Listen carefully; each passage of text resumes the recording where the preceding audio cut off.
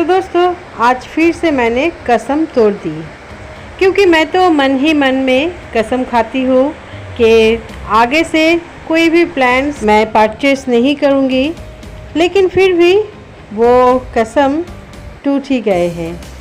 आज मैंने फिर से 2 प्लान्स खरीद कर लाई है और उसी को लेकर आज की वीडियो है। तो हाय फ्रेंड्स, मैं हूं चैताली, आप सबको मेरे गार्डन में स्वागत है। ये जो 2 प्लांट्स देख रहे हैं ये बहुत ही ब्यूटीफुल है और मैं मेरी बेटी को ट्यूशन से लाने के वक्त रास्ते में ये नर्सरी मिले थे, तो वहाँ पर ये 2 प्लांट्स देखकर मुझे बहुत पसंद आई और मैंने इस 2 प्लांट को परचेस कर ली है। तो आज की वीडियो में मैं आप सबसे वही शेयर करूँगी कि मैंने कौन कौन से प्लांट अभी ख़रीदे हैं। तो चलिए वीडियो को शुरू करती हूँ। तो दोस्तों ये जो प्लांट है ये बहुत ही ब्यूटीफुल है और इसको बटरफ्लाई प्लांट्स और क्रिस्टिया ऑपकॉर्डाटा नामों से पहचाना जाता है। इसकी लीव्स से ही इस प्लांट की ब्यूटी है और इसकी लीव्स देखिए कितनी ब्यूटीफुल है। ये लीव्स देखिए देखने में बटरफ्लाई की तरह है, इसीलिए इसका नाम बटरफ्लाई प्लांट है। तो बहुत ही ब्यूटीफुल है इसकी लीव्स। और दोस्तों ये जो न्यू लीव्स है इसका कलर देखिए अभी ग्रीन है और कुछ दिन रहने के बाद यानी कि मैच्योर होने के बाद इसकी कलर्स भी पर्पल कलर हो जाएगी। तो ये न्यू लीव्स है इसीलिए इसका कलर ग्रीन है। तो मैं जब इसको पॉट में लगाऊंगी आप सबसे ज़रूर शेयर करूंगी। और ये जब हवा में खिलते हैं तो लगते हैं कि ये प्लांट में बटरफ्लाई बैठे हुए हैं। और इस प्लांट का प्राइस लिए है 40 रुपीज़। तो बहुत ही चीप मुझे लगे हैं, क्योंकि दूसरे नर्सरीज़ में मैंने जब पूछी थी तो 100 कह रहे थे, तो उसके हिसाब से ये बहुत ही चीप मुझे मिले हैं। तो चलिए अब दिखाती हूँ मेरे नेक्स्ट प्लांट को, जिसको मैंने एक ही साथ परचेस की है, और वो है ये ब्यूटीफुल प्लांट। इसकी फ्लावर्स देखिए कितनी ब्यूटीफुल है और इस फ्लावर की वजह से ही मैंने इस प्लांट को परचेस की है। तो बहुत सारे दोस्तों के पास ये प्लांट है, तो बहुत दिनों से मैं देख रही थी, लेकिन आज मैंने इसको परचेस की है और इस प्लांट का प्राइस लिए है 120 रुपीज़।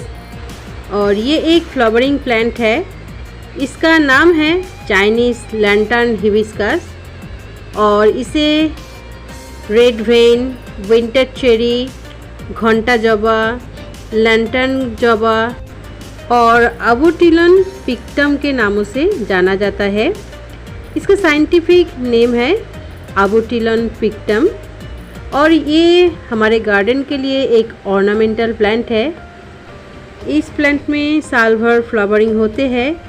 -20 डिग्री टेम्परेचर्स में भी ये बहुत ही अच्छी तरह से सरवाइव कर जाते हैं। ये बहुत ही हार्डी प्लांट है। नर्सरी वाले के दुकान में ये प्लांट थोड़ा तेज धूप में थे, तो इसीलिए देखिए 2-1 लीव्स थोड़े सूख गए हैं।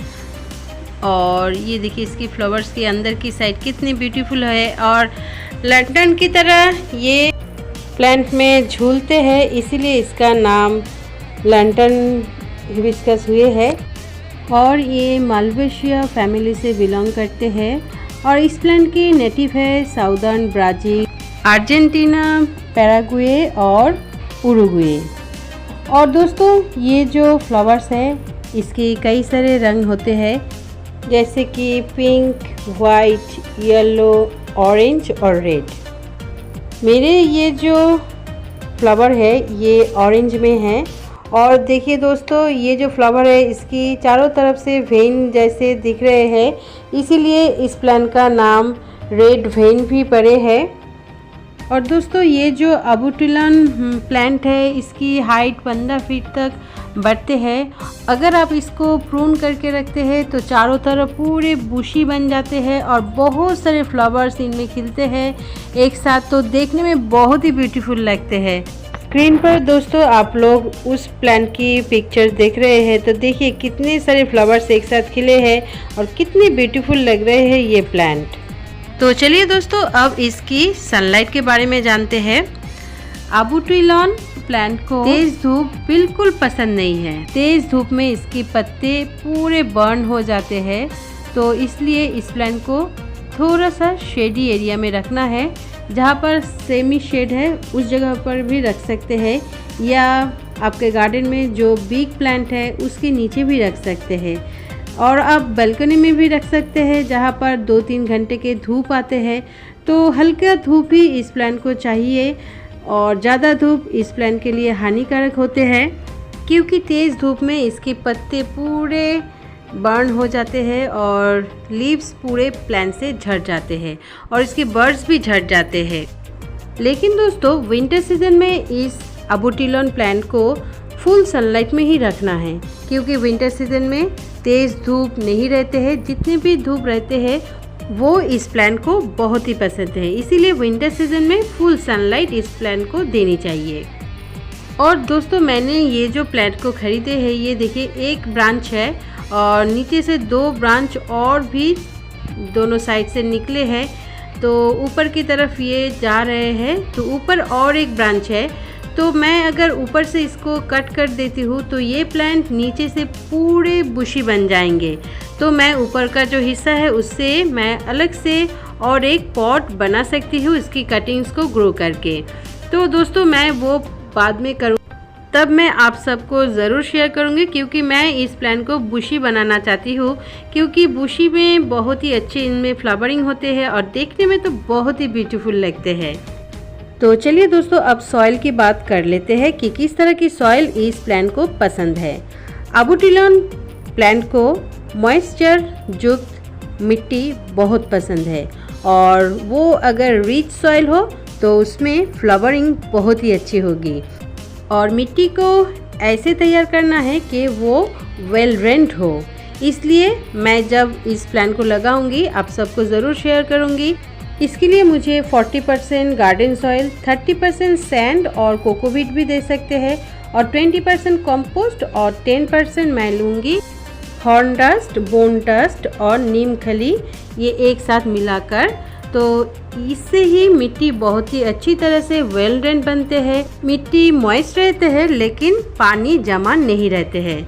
और दोस्तों इस फ्लावर की एक खासियत है कि ये नीचे की तरफ लुटे रहते हैं और ऊपर की तरफ सीधा नहीं खड़े होते हैं और दूसरी फ्लावर्स की तरह, इसीलिए इसकी ब्यूटी और भी अच्छे लगते हैं।